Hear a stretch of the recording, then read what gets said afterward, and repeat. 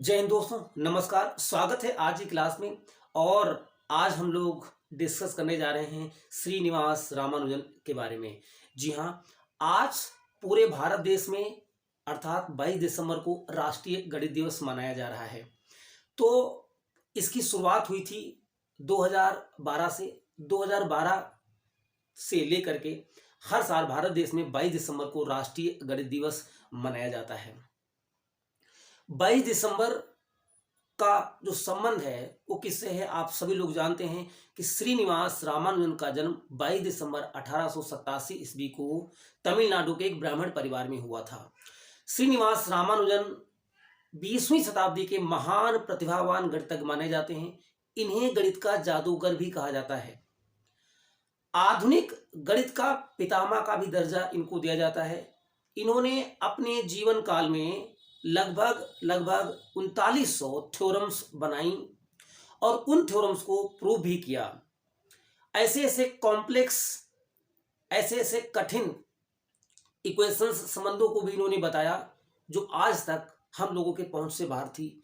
दुर्भाग्यवश 3900 थ्योरम से हम लोग बमुश्किल 300 से 400 थ्योरम्स को ही आज तक समझ पाए हैं।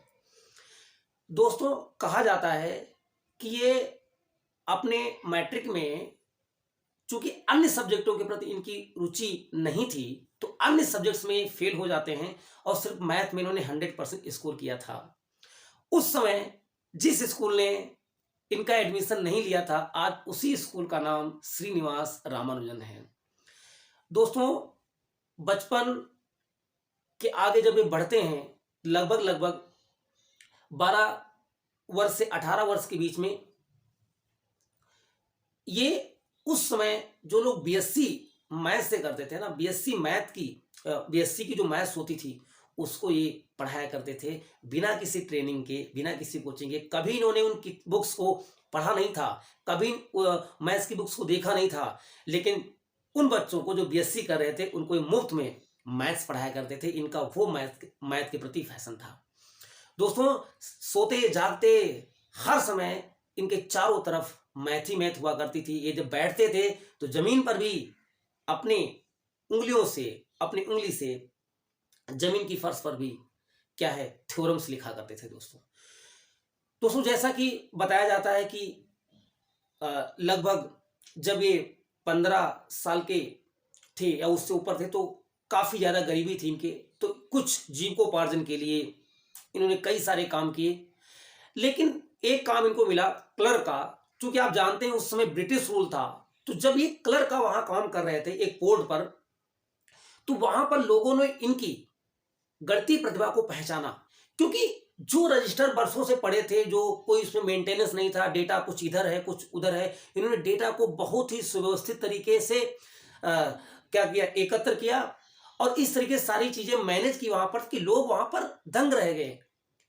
दोस्तों, इस तरीके से कहानी चलती रही। बहुत सारी इनके बारे में कहानियां हैं। कहा जाता है कि एक बार एक भंडारा हो रहा था, वहां पर एक जो पुरोहित साहब थे वो दोने में चने सबको बांट रहे थे। तो ये गए, इन्होंने भी प्रसाद लिया और इन्होंने पुरोहित से कहा कि जो आपके पास ये पात्र है, जिस पात्र में चने रखे हुए हैं और जिस प्रकार से आप लोगों को एक दोने में चने दे रहे हैं, तो आपके पास दोने कम हो जाएंगे। कितने दोने कम है तो उन्होंने कैलकुलेट करके बता दिया था।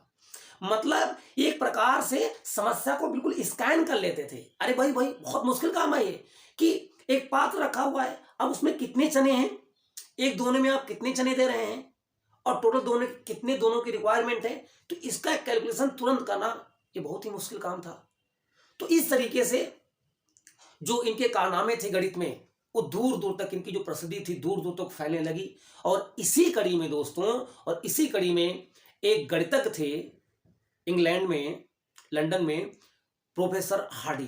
प्रोफेसर हार्डी को इनकी कुछ थ्योरम्स वहां पर भेजी गई। जब उन्होंने इन थ्योरम्स को पढ़ा तो दंग रह गए। उनको विश्वास ही नहीं हुआ कि एक इंसान ऐसी थ्योरम्स को, वो भी इतनी कम एज में, कैसे प्रूव कर सकता है, ऐसे रिजल्ट पर कैसे पहुंच सकता है। तो उन्होंने तुरंत श्रीनिवास रामानुजन को लंदन आने का न्योता दिया कि आप प्लीज यहां पर आइए और आपके साथ में कुछ रिसर्च करना है, कुछ डिस्कस करना है। तो श्रीनिवास रामानुजन जी लंदन एक प्रोफेसर हार्डी के पास पहुंच जाते हैं और वहां पर रुक करके ये बहुत सारी थ्योरम्स और डिजाइन करते हैं दोस्तों। वहां की प्रसिद्ध स्कॉलरशिप भी इनको मिलती है और इनके बारे में ये कहा जाता है कि ये इनसे जब भी कोई समस्या पूछी जाती थी, गणित की कोई भी समस्या पूछी जाती दोस्तों, तो ये बिल्कुल भी टाइम नहीं लेते थे। ये बिना टाइम के टाइमलेस आंसर करते थे दोस्तों। साइकोलॉजी में या फिलॉसफी में ये बोला जाता है कि जब इंसान, देखिए, हम आपसे जब कोई क्वेश्चन पूछा जाता है तो हम आप जब आंसर करते हैं ना, तो अपनी बुद्धि से आंसर करते हैं। बुद्धि का मतलब पहले प्रश्न जाता है दिमाग में, फिर एक प्रकार की प्रोसेसिंग होती है कि इसका राइट आंसर क्या होना चाहिए। एक प्रकार की प्रोसेसिंग के बाद तब आंसर निकलता है। जैसे मैं आपको फोन मिला हूं तो फोन डायरेक्ट आपके पास नहीं जाता है, पहले वो टावर में जाएगा, टावर से फिर वहां पर रेडिएशन के द्वारा आपके मोबाइल में। लेकिन इनके बारे में अलग थी, इनको फोन लगा तो डायरेक्ट इनको फोन लगता था, मतलब इनके माइंड में प्रोसेसिंग होती नहीं थी। इनको ऐसा माना जाता है कि दुनिया के सारे गणित के उत्तर इनको याद थे, लन थे।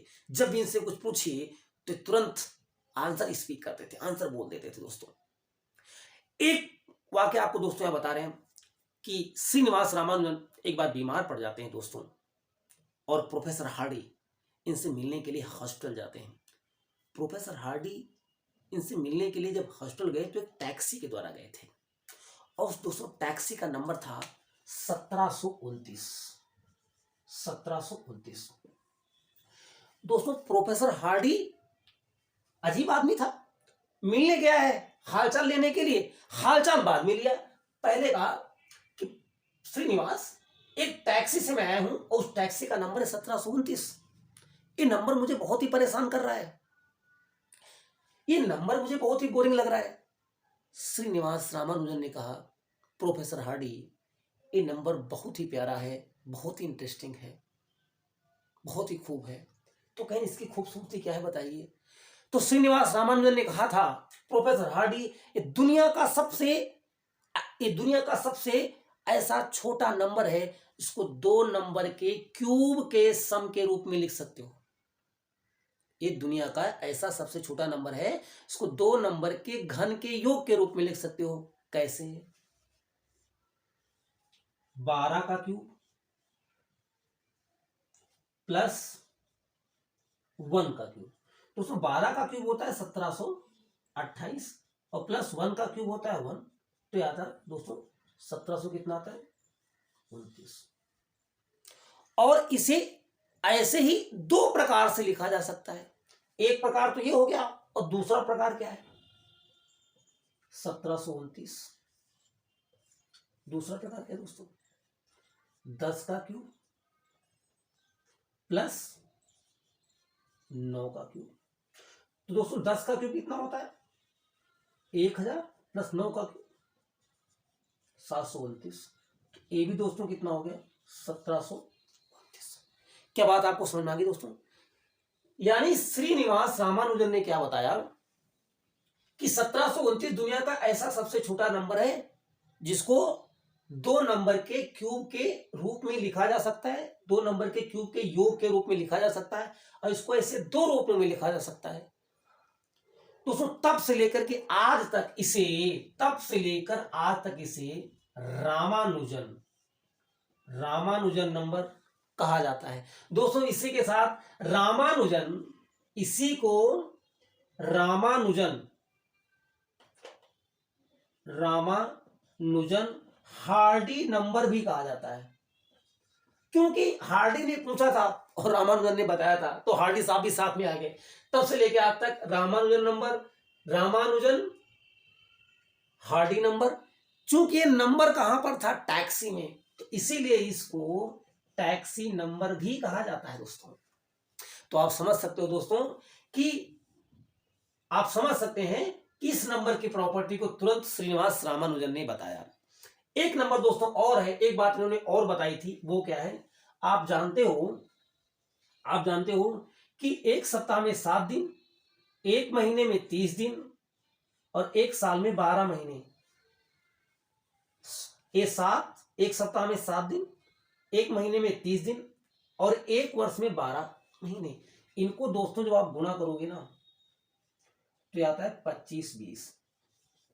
और ये भी श्रीनिवास रामानुजन ने बताया था, इस नंबर को बताया था। और ये नंबर ऐसा नंबर है 25-20 कि 1 से लेके 10 तक की संख्याओं से, 1 से लेके 10 तक की संख्याओं से पूर्ण रूप से क्या होता है, डिवाइड होता है। दोस्तों भारत का शायद ही ऐसा कोई एग्जाम हो जिसमें ये दोनों सवाल ना पूछे गए हों, शायद ही ऐसा कोई एग्जाम हो जिसमें दोनों सवाल ना पूछे गए हों। ये इतना ज्यादा इंपॉर्टेंट है। तो दोस्तों यहाँ पर हमने बात की, हमने श्रीनिवास रामानुजन के बारे में यहाँ पर बात की। दोस्तों आप जैसा कि आप जानते हो कि जो गणित है, लोग ऐसा मानते हैं कि गणित से उनको डर लगता है, गणित से भय लगता है। अगर मैं आपसे कहूं गणित कैसा विषय है, गणित एक तार्किक विषय है, गणित एक कठिन विषय है, गणित एक शक्तिशाली विषय है, गणित एक अलंकारिक विषय है, तो कौन सा आंसर आप चूज करेंगे? कठिन? आप कहेंगे कठिन? नो, आप सब लोग कह रहे हैं गणित एक तार्किक विषय है। दोस्तों जो तार्किक सब्जेक्ट होता है, जो लॉजिकल सब्जेक्ट होता है, वो साइंस होता है और साइंस कभी कठिन नहीं होता। तो जो तार्किक है वो कभी कठिन नहीं होता। तो अगर आप दोस्तों ये मानते हो कि गणित तार्किक है तो ये कठिन नहीं है, और ये अगर कठिन है तो तार्किक नहीं है। दोस्तों गणित आई तो थी दुनिया में लोगों की समस्याओं का समाधान करने, लेकिन दुर्भाग्यवश आज लोगों के लिए स्वयं एक समस्या बन गई है। दोस्तों याद रखना कि गणित है तो ये उम्मीद है, ये आशा है कि दुनिया की हर एक समस्या का समाधान है। आपकी दैनिक जीवन का कोई भी ऐसा पहलू नहीं है जो गणित से अछूता हो। आपकी दिन प्रतिदिन पूरे दिन भर की 24 घंटे की जो एक्टिविटी है दोस्तों, वो गणित से संलिप्त है। आप चाह करके भी गणित से दूर नहीं जा सकते। अगर आप बहुत क्रिटिकल नहीं सोच पाते हो, बहुत कठिन नहीं सोच पाते हो, बड़े बड़े सवाल नहीं सॉल्व करते हो, कोई दिक्कत नहीं है। गणित को आप सरल रूप में स्वीकार करना सीखो। कहते हैं गणित के सवाल को सॉल्व करने के लिए दोस्तों एक साइन होता है बराबर। इसके बिना गणित का कोई भी सवाल आज तक सॉल्व नहीं हुआ है दोस्तों। कि गणित के किसी भी क्वेश्चन को सॉल्व करने के लिए इक्वल का साइन लगाना ही पड़ेगा, तभी आप जो आप कह रहे हैं, जो आप बता रहे हैं और जो है उसमें रिलेशन स्थापित हो पाएगा, और जो आप पूछना चाह रहे हैं और जो आंसर होगा उसमें रिलेशन तभी बन पाएगा दोस्तों। तो इसका मतलब क्या है? अगर आप गणित से प्यार करेंगे, अगर आप गणित से क्या करेंगे, प्यार करेंगे, तो प्यार बराबर प्यार होता है। प्यार बराबर क्या होता है? प्यार होता है। लव बराबर लव होता है। तो अगर आप गणित से लव करेंगे तो गणित भी बराबर का साइन लगाएगी, गणित भी आपसे क्या करेगी। और आप अगर गणित से दुश्मनी रखेंगे, घृणा करेंगे, तो आप जान रखिएगा, और आप जानते हैं कि गणित के पास भी कौन सा साइन होता है, बराबर। और गणित बिल्कुल भी लगाने में देरी नहीं करती है दोस्तों। तो दोस्तों समझिएगा कि सोच तार्किक होने के लिए, दृष्टिकोण तार्किक होने के लिए, दो दृष्टिकोण तार्किक होने के लिए, सोच तार्किक होने के लिए, दृष्टिकोण वैज्ञानिक रखने के लिए हमें क्या करना चाहिए? हमें गणित का अध्ययन करना चाहिए, और लोगों को जितना भी हमें ज्ञान है, लोगों को भी सीखने और जानने के लिए या जनाने के लिए या बताने के लिए, सिखाने के लिए प्रेरित करना चाहिए। दोस्तों आप सदैव याद रखना कि हमारे देश की जो गणित की जो प्रतिभा है, वो चाहे आर्यभट्ट ने जीरो की खोज की थी, जीरो का आविष्कार किया था, जो भी आप समझें, जो आर्यभट्ट ने जीरो का आविष्कार किया, तो आप सदैव याद रखना दोस्तों, सदैव आप यहां पर याद रखिएगा कि हमारी प्राचीन परंपरा में वैदिक गणित का नाम आता है दोस्तों। वैदिक गणित दो गुणों के आधार पर आज पहचानी जाती है और आज उसकी पूजा होती है। किस आधार पर? कि गणित में ऐसे कठिन सवाल हैं जिनको हम बहुत कम समय में सॉल्व कर सकते हैं। ऐसी वैदिक गणित में कैलकुलेशन की ऐसी टेक्निक बताई गई हैं कि हम समस्या को बहुत ही कम समय में क्या कर सकते हैं? सॉल्व कर सकते हैं दोस्तों। तो हमारी जो गणितीय परंपरागत जो धरोहर है वो दोस्तों बहुत ही प्राचीन है। इस अपनी संस्कृति को, अपनी सभ्यता को इसे सुसज्जित करके, इसे संभाल करके रखना है, और इसे आने वाले समय में हमें अपनी पीढ़ी को इसी विकसित, समृद्ध और इसी लय में हमें उनको देना है। तो दोस्तों यहाँ पर जो ये बात थी, तो आप सदैव आप ध्यान रखेंगे गणित से प्यार करना है। गणित के प्रति जो ये जो भेदभाव, जो भावना है, जो कठिन है, बेकार है, थोड़ा सा हमें क्या करना पड़ेगा, क्योंकि गणित के बिना हमारा काम नहीं चल सकता है। तो हमें इस तरीके से गणित को क्या करना है, समझना है। और गणित में सफलता प्रत्येक बच्चे के लिए आवश्यक है, चाहे वो लड़का हो चाहे वो लड़की हो, हमें सभी को गणित सिखाना है और सभी को समझाना है। ये एनसीएफ 2005 और नेशनल एजुकेशन पॉलिसी जो 2020 है, ये भी कहती है। दोस्तों, यहाँ पर आज हमने श्रीनिवास रामानुजन के बारे में बात किया। ये बहुत ही महान थे और आप जानते हैं कि इनके इनके कार्य इतने महान थे कि इन पर हॉलीवुड ने एक मूवी बनाई थी, उसका टाइटल था द मैन हू इन्फिनिटी, वह आदमी जो अनंत को जानता था। दोस्तों, इन्होंने जो थ्योरम्स बनाई हैं, जैसे श्रीनिवास रामानुजन नंबर है, एक 25-20 नंबर है, ये तो बहुत हम लोगों को प्यारे लगते हैं, तो हम लोग यहाँ डिस्कस कर रहे हैं। इसके अलावा जो हजारों थ्योरम्स हैं जिसको हम समझ नहीं पाए, जिसको हम जान नहीं पाए, वो भी बहुत सारी चीजें यहाँ पर हैं। दोस्तों, इन्होंने जो the man who knew infinity, जो इन्फिनिटी जानने का इन्होंने प्रयास किया, जो कुछ भी वो वहां जानते थे, उससे आज बहुत बड़ा बदलाव हुआ है विज्ञान के क्षेत्र में। दोस्तों, इन्फिनिटी का जो कंसेप्ट इन्होंने बताया था, उस विषय पर वैज्ञानिकों को बड़ी सफलता मिली है। जैसे आप जानते हो ब्लैक होल, तो ब्लैक होल आप जानते हो, उसकी कोई सीमा हमें नहीं पता है, वो अपार है, अनंत है। उसके अध्ययन में इनका जो कंसेप्ट है वो अप्लाई हो रहा है। दूसरी बात दोस्तों, एक बीमारी बहुत ही खतरनाक है, कैंसर। तो कैंसर में आप जानते हैं कि जो सेल्स होती हैं वो बहुत तेजी से बढ़ने लगती हैं।